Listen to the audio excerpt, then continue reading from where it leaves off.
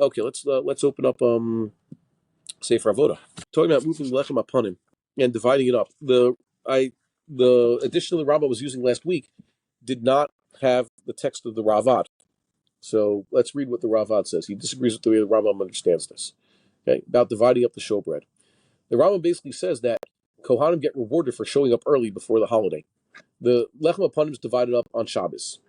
So Shabbos during the Regel, all the Kohanim are there, so they have to divide it up equally. Normally, Lechem HaPanim is divided between the incoming group of Kohanim and the outgoing group of Kohanim. Right? And the Kohen Gadol gets to take half. Basically, so 2 groups of Kohanim, 6 loaves each, and the Kohen Gadol takes 3 loaves from each group. Kind of interesting. The Kohen Gadol finished all that bread himself, apparently as a miraculous matter. So, explicit verse in the Torah, it says at the end of Parshas Emor, what do you do with the Lechem HaPanim? In Sefer Shmos, it talks about building the Shulchan and placing the Lechem HaPanim there. It doesn't tell you how to make the Lechem HaPanim. It doesn't tell you what to do with the Lechem HaPanim, except keep it there forever. And in the end of Parshas Emor, it says, here's how you bake the Lechem HaPanim, and every Shabbos, it shall be eaten by Aaron and his sons. And Chazal say Aaron and his sons, which means Kohen Gadol gets half, all the other Kohanim get half. Okay? But first you have to divide it among the watches. So the Rambam talked about how watches are rewarded for being early. Okay? Or the ones who for whatever reason have left early, or they don't deserve so much because they have only a few days to work. So the Ravad disagrees with the Rambam on 2 major points. I'll read you what the Rambam says, and I'll read you where the Ravad disagrees, and we'll see it outside. Okay? Hold on one second. Okay. The Rambam says, Yontif is Motzei Shabbos. Yontif starts on Sunday. And we said before, we're talking about a Chag, so it doesn't happen with Sukkot anymore, because our calendar is allowed, but it has with Passover. Passover, something starts on a Sunday, Saturday night. Okay?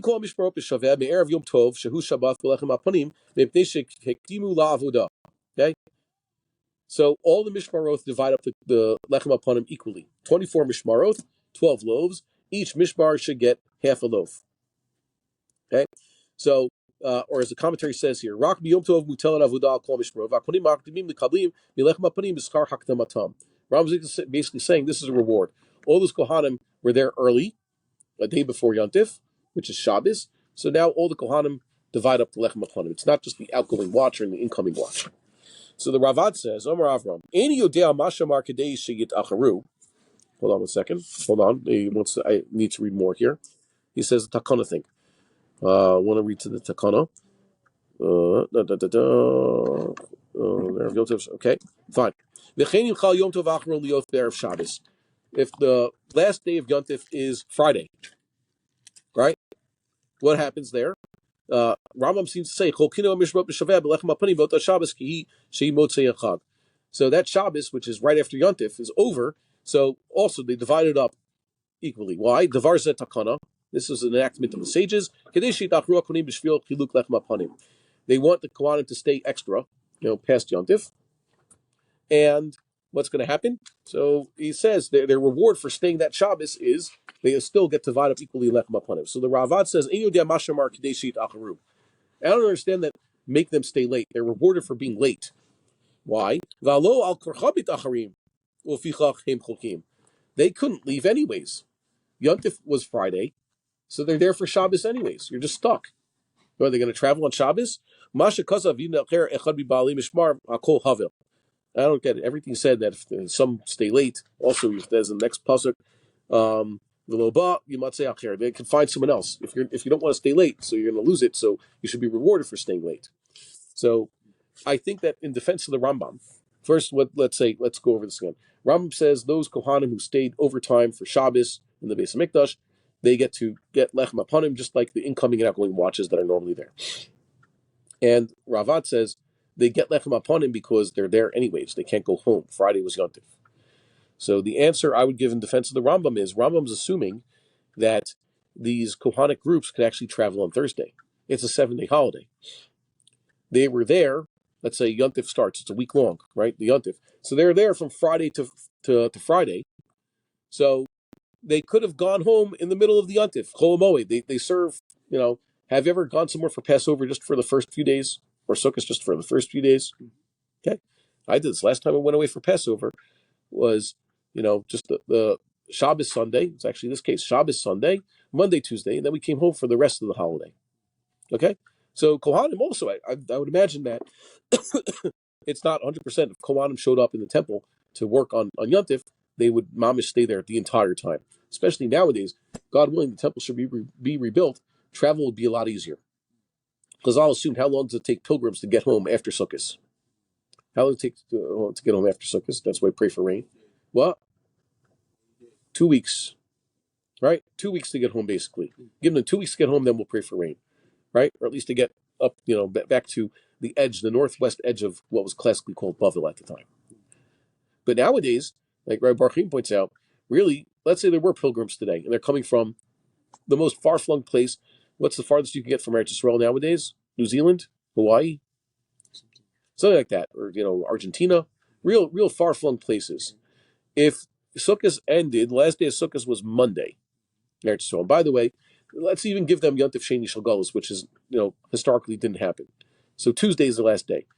How long before those Jews can get back to New Zealand or Argentina? Even before Shabbos. Which means we should start praying for rain, maybe 3 days after Yontif is out. Because even if, God willing, we have to have this halacha, and speedily the temple will be rebuilt, okay? That's a given. The halacha is very clear. These people who would, for some reason, leave Eretz Yisrael, after Yontif, will be able to get back. 3 days is certainly enough time to be able to get back to where they have to go. How's it going? Do you have to stay here in order to do this? Oh, okay. So, can I help you with something? I was open, and now everything's okay. Oh, Baruch Hashem. So, or they say, Biglas bichut shel Yom Tov l'Shabbos according to Yom Tov. Okay, the Rabbi doesn't like what the Rambam is saying because, of course, the Kohanim have to stay there. Okay, so that's it doesn't seem that the Rambam says that they should be rewarded for tarrying, and the Rabbi says they had to stay anyways. Next, the Rambam says that, let's say Yontif, last day of Yontif was Thursday, so there's 1 day between the end of Yontif. Chal Yom Echad lafsik bein Shabbos uvein Yontif, or 1 day between Shabbos and Yontif. Yontif starts on a Monday. Yom Tov Rishon Shacham B'Sheni. Oh, Yom Tov Acharon B'Chamishi. Last day of Yontif is Thursday, so there's Friday between Yontif and Shabbos. Or first day of Yontif is Monday, so there's Shabbos, Sunday, then Yontif. That happens a lot. Oh, Yom Tov Shal Atzeres. Shavuos itself is Sunday or Thursday, which, by the way, doesn't happen in our calendar. Okay? Shavuos on Sunday or Thursday. I think the rule is Shavuos can only be a day of the week when you normally wouldn't read the Torah anyways. Right? Shavuos in Eretz Yisrael is not Thursday, Sunday, Thursday, or Shabbos. Am I correct in this? It's basically Lo Badu Pesach. So 1 day ahead is Lo. No, I think maybe it does work. Lo Badu Pesach. So Lo. No, maybe it's not. Maybe it's incorrect. Shavuos is the day after.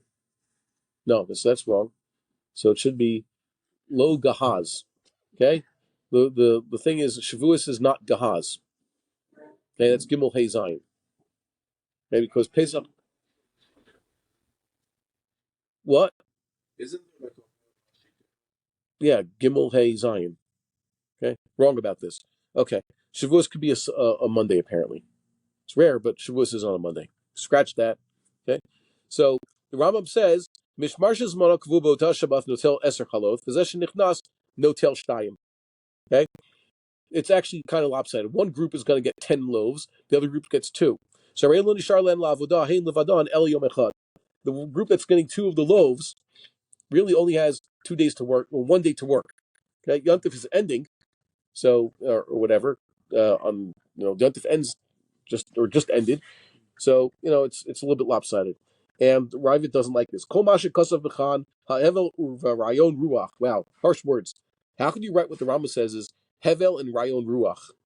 Okay. By the way, that's what Shlomo Melech used. That's his expression for saying nonsense. What we call narishkeit in Yiddish. Okay. It's taken from Koheles. Shamishmar shezmanu kavua heim shnei mishmarot shel to Shabbos. No, when Chazal said the mishmar the zmanu kavua and the other one, they meant The mishmaros that are actually changing on Shabbos, that's two mishmaros, not one. Not one. There's two mishmaros. One gets 10, the other gets 2. No, the two mishmaros that are there on duty on Shabbos, the one that's going to have a truncated week or that just had a truncated week, and the one that has a full week ahead of it or behind it, they take 10 to divide among themselves, 5 and 5, and the other mishmaros that are just showing up get 2. The ones who aren't regular, the ones who are there just for Yontif.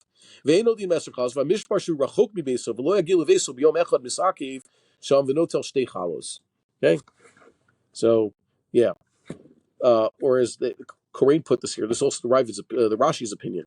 Okay, Hakoni mishara mishmaroth chokim b'neim shtei chaloth v'chonei shtei mishmarot shel Shabbos chokim eser chalos b'neim b'shaveh. Okay, this seems like a fundamentally different understanding. So there you go. What would they do? Like we said, what's the machlokas? I don't know what they did historically. It's a machlokas, Rashi and Rambam. Rashi and Rambam basically lived 1,000 years after the Beis Hamikdash was destroyed. So it's just their understandings of the Gemara. And how will they do it? So the Sanhedrin will decide. Maybe something else entirely. Okay. Either way, so there you go. And then we said the Kohen Gadol gets to eat half of the Lechem HaPanim. Disconnected over here. How does he end up doing it? Mechza l'Aaron, Mechza l'Vanov. Okay? And the Kohen Gadol doesn't take a pros. That is, he doesn't take a piece of bread. They give him whole loaves. Okay? So they give him like a regular Shabbos. He gets how much? 6 loaves of bread to eat. 3 from each mishmar. What is he supposed to do with all that bread? Lots of guests. No, he's not allowed to. He has to eat it himself. Okay? Just say, give it to the other Kohanim. By the way, the Kohen Gadol is entitled to eat whatever korban he wants. Like he doesn't have the usual rules of Chalukah. Okay? But then again, I would imagine the Kohen Gadol isn't a glutton, the type of guy who could just pack it in. So, there you go. So we got to the mitzvah of Lechem HaPanim.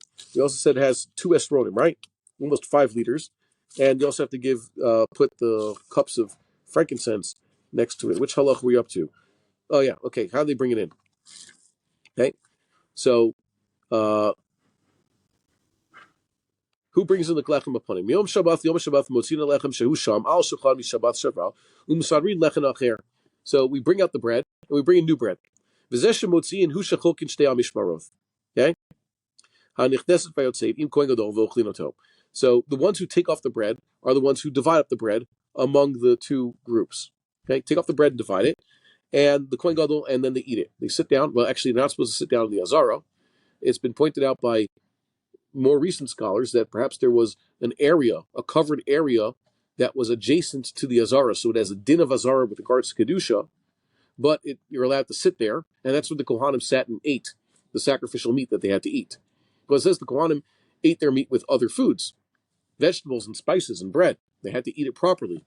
So it's not that they just stood around with plates in the Beis Hamikdash, because that's not derech eretz. So they say it must be the case that there was an eating area that was, like I said, it's considered holiness of the Azara because it opens to the Azara. That's the general rule. But it's not actual Azara, so there's no prohibition of sitting there. Okay? So once again, this is a big thing that the Sanhedrin will have to decide. And they have this whole thing. So how do they bring in the bread? So there's a whole ritual. The way the Rambam understands is quite literally. It says it says that the bread should be on the table lefanai tamid. Okay? Lechem panim lefanai tamid. So we're going to have to understand, is this literally tamid? Read what the Rambam says. This is in the 5th parak, the 4th halacha, according to this printing. Arba'a kohanim nichnasim. 4 kohanim walk into the temple. Shnayim biyadam shnei starim, ushnayim biyadam shnei starim. 2 kohanim have in their hands 2 stacks of bread. Okay, how much is a stack of bread? 6 of these gigantic breads. Okay, v'arba'a makdim lifteim. 4 kohanim go ahead of them. Shnayim litol shnei starim, ushnayim litol shnei bazichin sheyusham al shulchan. 2 kohanim to take the 2 stacks of bread. 1 kohen for each stack, and each cup is taken by a kohen. So it's kind of lopsided. There's 1 kohen who's full of bread over here, 6 large bread in his hands, and the other kohen just takes this cup of frankincense. Okay, they remove the cups that are there. Those who came in with the bread are standing on the north side of the temple. North is, I guess if you came in, north is to your right. Okay? They're facing south, facing that way. Those who are coming out are standing on the south side of the shulchan, which itself is in the north side of the temple, on the right, and they're facing north. Elu moshkin ve'elu manichim. These ones pull the bread off the table, and these ones put the bread onto the table, literally keeping the bread there. V'tifcho shel zeh l'toch tifcho shel zeh. Okay, their tefach means their tefach of space. Okay, tefach is this much, about 8 centimeters. Okay, just as they're putting on, right in, just like it's almost like pushing it off, right? What's the point of doing this literally? Shel zeh shenemar lefanai tamid. Do it literally. Okay, but of course there are Rishonim who say, no, it's not literally that you have to do it this way. They remove it and then they put it on. Tamid is like tamid with regards to, let's say, la'alot ner tamid. What's la'alot ner tamid? Because I'll say miraculously there was always a lamp burning in the menorah, but sometimes it went out. The Rambam says even the ner ma'ravi, sometimes it went out. They had to relight it. Was la'alot ner tamid? So the Rambam says you light the menorah in the morning and in the afternoon, and sometimes you come in the morning, it's already out. Okay, la'alot ner tamid or korban tamid doesn't mean that the korban has to constantly be burning. It means this is an action you do every single day. Okay, so ner tamid means ner, comma tamid is light the candle morning and night, and offer korban tamid means offer the korban morning and the afternoon. So to the bread tamid means on a regular basis, every Shabbos put new bread. But it could be that you have a few seconds or a minute even between when you took off the bread and then put it back on. Okay, so yeah, that's among let's say the Ritva says that. Okay? It doesn't have to be quite literal. What else is tamid? A fire. Eish tamid tukan al mizbeach. So they tried to keep a fire going on the altar. Sometimes it got it was out.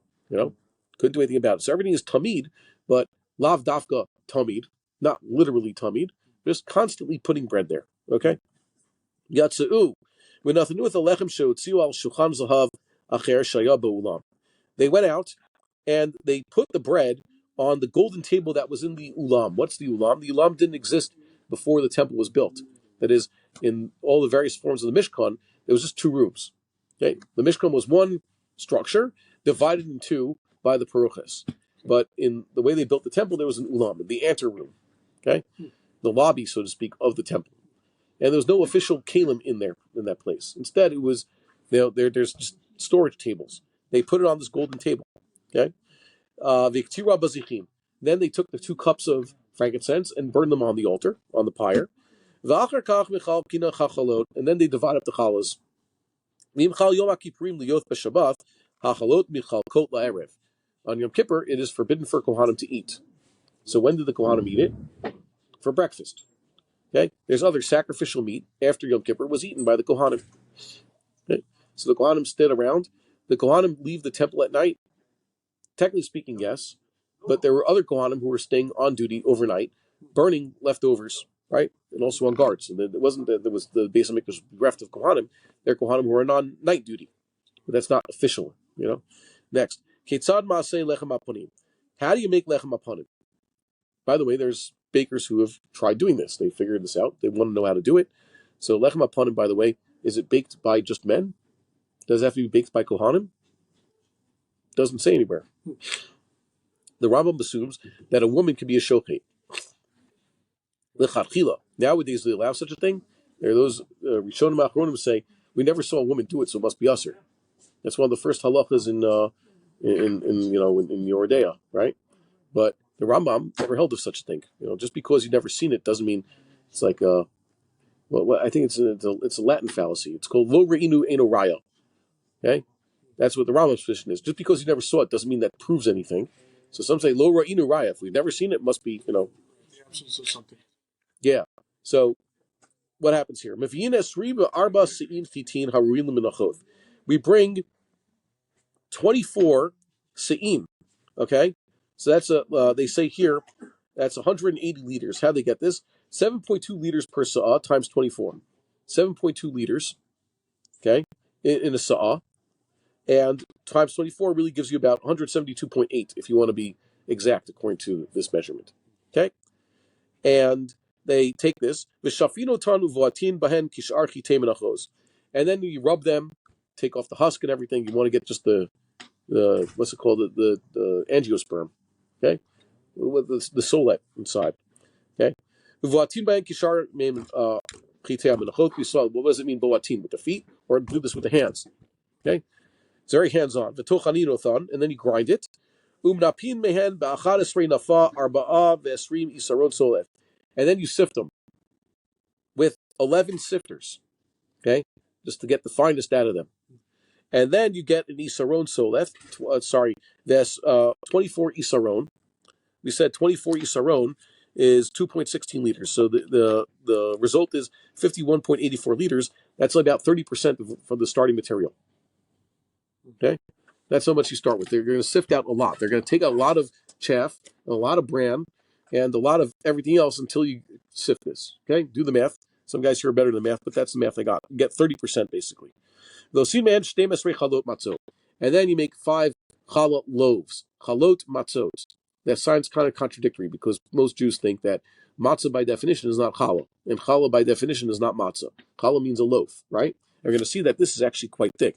Normally, the halacha said that if you make matzah on Passover, for example, you can make it with a certain thickness, 2 centimeters, this. Rakikin, that's what they use. But we're going to see that these Lechem HaPanim, it's actually a machlokas Rishonim what their exact shape was. But they all agree it's quite significantly large.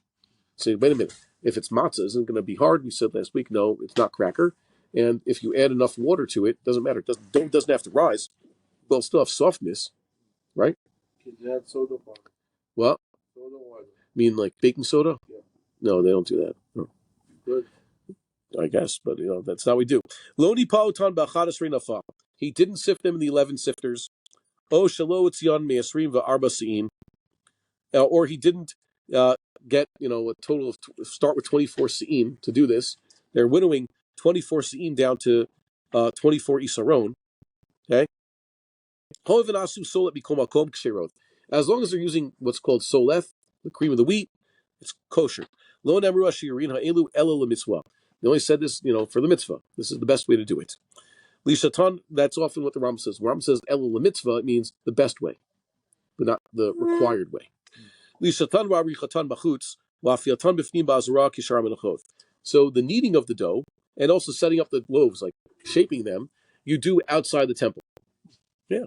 But they have to be baked in the azara like the other menachos. Something you never see in the pictures is there was a place, there's mitbachayim, there's a place where they cooked sacrificial meat, and there's also ovens and a few types of ovens where they would bake the menachos. Also, they need a place to fry because menachos are either baked or fried, right? Do you see those things like the frying pans and the fire, the stove, basically in the temple? Do you see such a thing in the usual pictures? The answer is no, because they would make the pictures look less beautiful. But there were regular ovens sitting in the temple courtyard, I guess along the edge, okay, where the Kohanim actually had to bake menachos on a regular basis. Okay, what's the first mincha they bake in the morning? Well, they start, they have to prepare menachos for the Tamid and the chavitim. Every day the Kohen Gadol we saw has to bring basically his own baked offering. None of it is eaten, but it has to be baked. Okay, it has to be prepared and baked. That's how Kohanim used to do their menachos. There's a lot of menachos that the flour is just put on the fire, the oil also. But many menachos, especially if a Kohen brings a mincha, so it's prepared into an edible form of bread, but that's completely burned. Okay, it's burned in its prepared form. Let's see here. Yeah. V'ofin otan v'leshin otan achad achad. One of the things you have to do, you have to work with 24 isronim of soleth. So maybe just do one big batch of dough. Like they do in the matzah factory. Anybody ever seen them? They make dough in the bakery. You saw how big the mixing bowl is? Ever seen it? It's huge. It's a cauldron. Yeah. So they dump it in. They have a hydraulic machine that has a spinner going around with it. I saw that the one they had here in Jerusalem, it was on really fast. It's like the water goes in and it's all hydraulics, about a split second of mixing. Okay, it's all. Whereas the Streitz Matzah Bakery that used to exist in Manhattan closed down recently. They moved their operations elsewhere. They had a regular thing that looks like the kind my wife has with a hook that's spinning around, and it spins around for a few minutes with the dough. Okay, so you'd think that the Kohanim have to make this large quantity of flour. They're basically using 51.84 liters of flour, right? So mix it all together, right? No, each challah is needed on its own. Ingredients are separate. Okay? Vofinotan shtaim shtaim. And you bake them in pairs. Why bake them in pairs? What does that help? Because I'll talk about how actually it's good to have more bread in the oven. If you, let's say, have your whole, wood burning brick oven, you throw in one loaf of bread, actually the bread's going to get toasted too much. Then if there's more bread to go around, it creates areas of insulation and more gentle heat, right? They bake better when they're with their friends. It's also more moisture in the air. Yeah. Okay. So they help each other out. Okay. So too, you want to have these two breads that are quite large. Let's say what Tosfos says. Tosfos say that they can break the bread outside the Azara if necessary. Okay. Fine. Now they have molds, not with the kind of like spores and fungus. I'm talking about mold like a pan to get the shape. What? Diffuse. Diffuse. Yeah. So that's just Ushlosha diffusim. I translate it to English. Here are the three molds.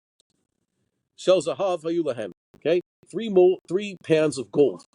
Okay. Different. Why use gold? Do you normally bake things in gold? No, of course not. Nowadays, our pans are made out of what? Some sort of aluminum alloys and some stainless steel, right? The good bakeries use stuff, whatever they're using. Ask the baker. The best thing to use is stainless steel because it's easiest to clean. Did they have stainless steel back then? No. Did they have iron baking pans? Yes.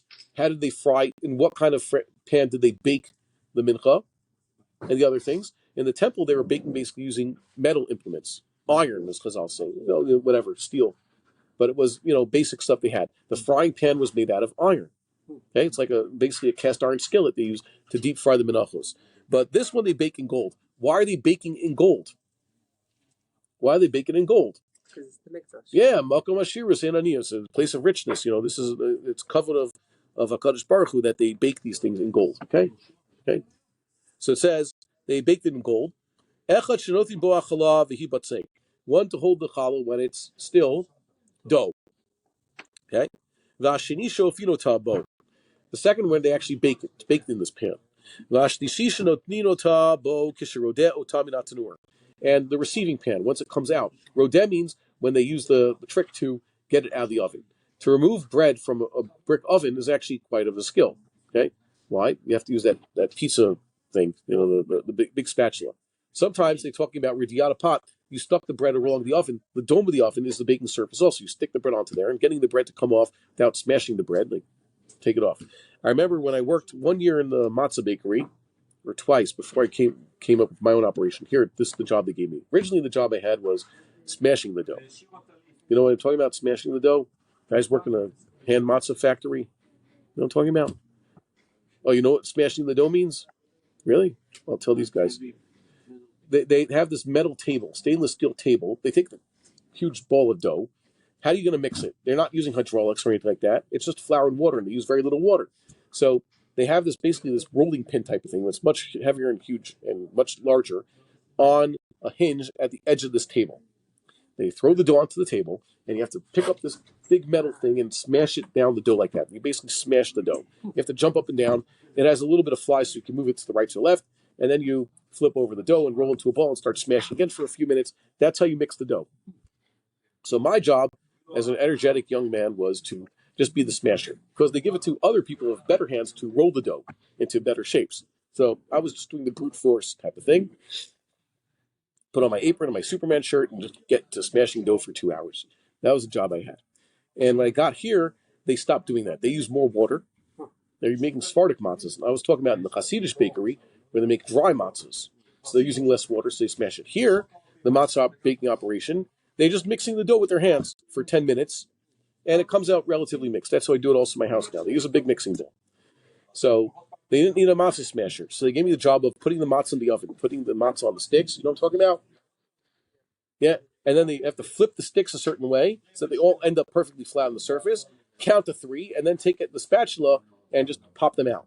So I was good at that. So that's the job they gave me. The guy even said, you have to come back and work another night because there's a different group coming. They'll want your skills for this. And I said, no, I'm not doing this. Man, you burn your hands doing it. It's not that interesting. I like smashing more.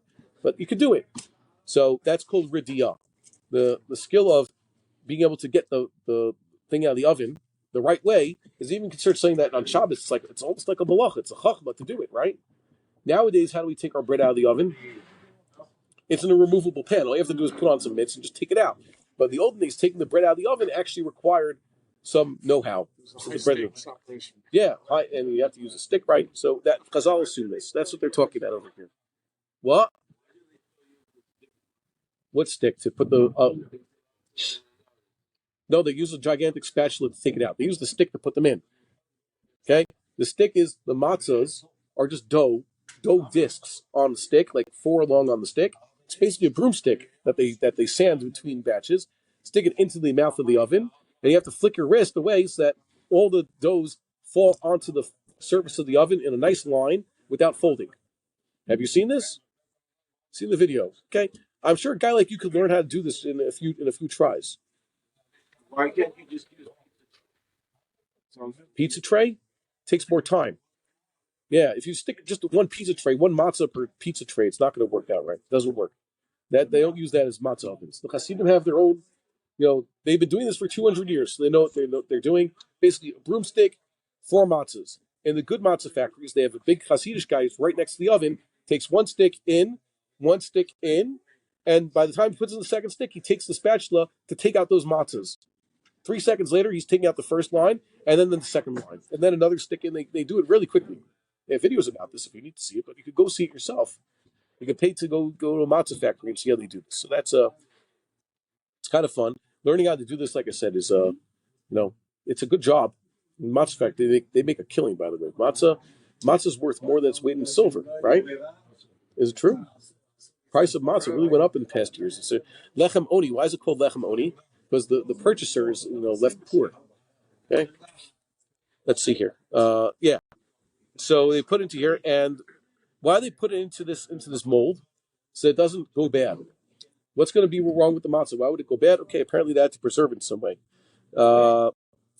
According to Rashi, that Rashi holds is consistent, just like the oven's made out of metal, of iron, okay, an iron alloy, and the other menachos are baked in iron vessels. So too, they didn't use golden molds to bake the lechem HaPanim. It was actually baked in an iron pan also. There was golden pan before, golden pan afterwards, but it was baked in an iron pan. They say another one here, according to Tosfos, the fusalechem shebatanur ayin athun bitzido hapnimi shel lechem. Okay, the shape of the bread was on the inner side of the bread. Okay, according to this first Yisrael, lo yunotnim et halechem litfus b'toch hatanur. First Yisrael didn't even hold of this this mold. It wasn't baked in a mold. Okay, it was in the mold before and afterwards, but not during. The oven itself had a specific shape within the oven to hold the bread. Okay, fine. I want to see what it is. Have we ever dug up such a thing? It was well known. The Romans talk about the Jews making lechem HaPanim. The Jews have been making lechem HaPanim for a very long time. Is there any remnants? Perhaps maybe there was many different techniques. Just like making matzah itself, there's no actually halachically prescribed way to make matzah. So I'd imagine, whatever worked. Okay. How big was lechem HaPanim? What does it mean lechem HaPanim, by the way? Why is it called panim? I have a note over here that what does the word panim mean? Well, panim means face, right? Well, it means a face, like panim. It's chadashot. Why is it chadashot? It's chadashim, right? This is your face, so it's a part of a human body, so it's feminine. It's the plural of pan. Okay, pan apparently means like a face, a side, and the construct of panim is pnei, right? So in front of someone is lifnei because they're in front of their face. However, they eventually constructed it like a singular. It's kind of interesting. Give other examples about this. I wish I had written more examples. It was originally a plural in Hebrew, and eventually panim just became its own singular word. It's like na'im. When I tell you the word na'im, it's 2 things. It's either the plural of na'ah or na'eh. It's an ayin, meaning in motion. So na'im means things that are in motion, like a shva na. Okay? Na and na'im. And sometimes na'im itself is a singular, meaning pleasant.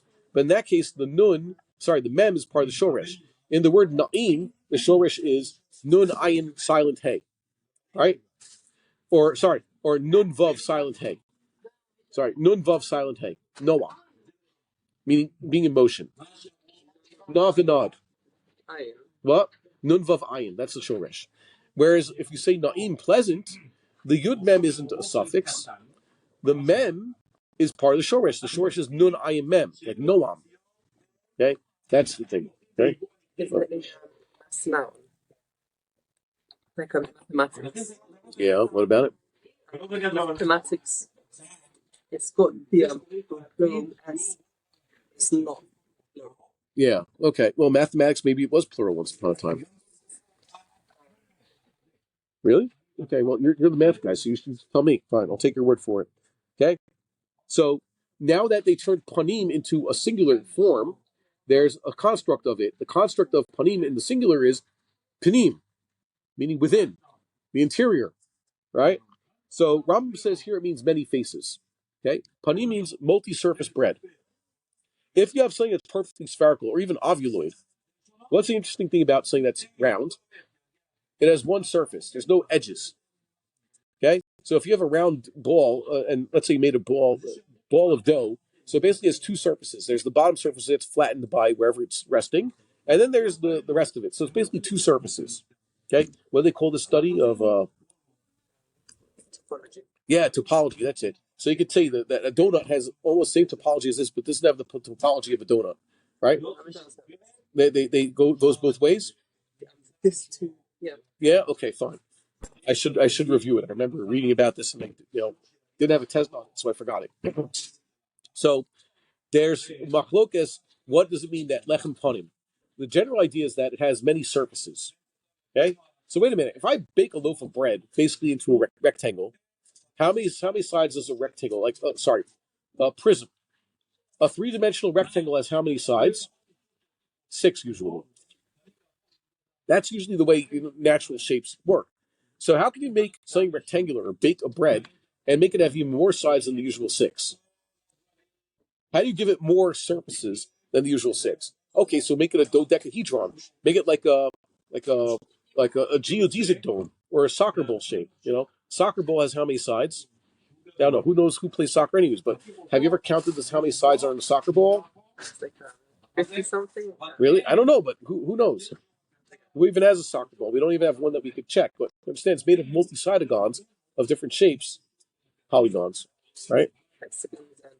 Yeah. Took a rectangle and squished inside a smaller rectangle. Yeah. Yes. So basically say that Lechem HaPanim had horns. Okay? That had protrusions. Just like the altar has horns, rectangular protrusions at the edges. So then they increase the surface area. Okay? The surfaces. So Kol Chala Mehen Merubah. The Rambam takes it almost literally, but you see it's not like maybe a picture of Makbili. Does he show you that had horns that were folded? Yeah, like that. Okay, good. So here he says Mirubat. Mirubat means rectangular, four-sided, for the word four-sided. But we're dealing with a three-dimensional shape, so obviously it's Mirubat on its edges. But the tefillin are also supposed to be Mirubat, right? This means cubical almost. But then again, when Chazal and Rambam say Mirubat, they don't mean cubical that all sides are equal. They just mean right angles. Okay? Right angles. What? Well, in American, they said rectangular prism. Okay? Which means none of there are 3 dimensions. There's a length, the width, and the height. None of them have to be equal. Okay? So that means no side itself is a square. Every side itself is some sort of non-square, non-rhomboid rectangle. Okay? What's the word rhombus? Should be pronounced rhombus, by the way. So they say here that Lechem HaPanim, Rambam says, Shilo Panim Rabim. It has to have a lot of faces, a lot of surfaces. Orech kol chala mehen asara tefachim. So how does he do this? He says each one is 10 tefach long, about 80 centimeters. V'rochba chamisha tefachim. Its width should be 5 tefachim, which is 40 centimeters. So it's 10 by 40. What else? Asar tefachim is 80. Okay? Every tefach is 8 centimeters. And it's 5 centimeters wide. V'ruma sheva etzbot. And 7 etzbas tall. And etzbah is 2 centimeters. So you go ahead. You're allowed to practice. Yeah, go ahead, make a ball, but you can't leaven the bread. Okay? You cannot leaven it. That means mix the dough. Do not allow it to rise. Do not add yeast. Do not add sourdough. Yeah, it has to be matzah. Okay? Remember, matzah doesn't mean cracker. Matzah never meant cracker. Okay? It's just a convenient thing to make matzah cracker so it tastes good. Or so it doesn't go bad. And so 14 centimeters up. So the dimensions, 80 by 40 by 14. Vashulchan or kosh nemasar tefach. The shulchan in which it's placed is 12 tefachs long. It's 72 centimeters. Rachbo shisha tefachim. And it's 6 tefachs wide, which is 48 centimeters wide. Notain orech chachala al rochav shulchan. The length of the challah spans the width of the shulchan. Okay, that's a 40, right? The orech, sorry, is you said 80 tefach, 80 centimeters. Basically, the challah is hanging off the table. 2 tefachs here and 2 tefachs there. 16 centimeter protrusions on both sides. So he folds it up onto the table, or he folds it up in order to fit on the table. So wait a minute, the bread is quite thick, but you can still fold it. It's 7 centimeters thick. Can you make a bread that's 7 centimeters thick such that you fold it? It's not going to crack the bread.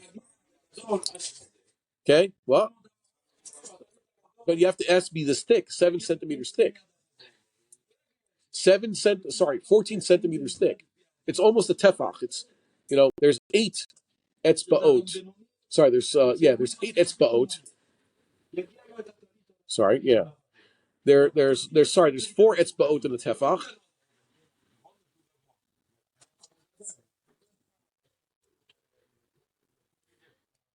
4 etzbaot in a tefach. So this is basically a tefach and then some. Okay, 7 etzbaot. That's each etzba is 2 centimeters, so it's 14 centimeters. Either way, you understand they have to fold this, and that there has to be some magic into how they bake it, because you're going to bake this bread. Remember, we're going to say that the bread is disqualified if it breaks, if it cracks. The bread, sometimes you go downstairs, they give you these challahs tomorrow. Some challahs are baked, just by touching it, you break the challah or something like that. So you have to somehow bake it that has so much flexibility that you could still fold it, because that's what you're supposed to do. And it says, and there's a gap between, once it's folded over, these horns of the collar folded over, so there's a gap of another tefach, okay? Revach ba'emsa. Lechem maniach halal gabi halal al she'orech sheish chalot. Then you stack them, so you have a stack of 6 challahs. And at the side of it, another 6 challahs. Okay, so we'll stop there. God willing, we'll live to see this. We should see this very soon. There's still time tomorrow to prepare Lechem HaPanim for Shabbos. Remember, you have to bake the bread before Shabbos. We'll see that halacha also. So, wish everybody a shalom nitzachon. May we see only the destruction of Israel's enemies and an actual peace. Okay, and hopefully we'll do tshuva and understand the only way to achieve peace is by actually defeating the enemies, not like surrendering when you had them at the edge. Okay, have a good one. Shabbat shalom.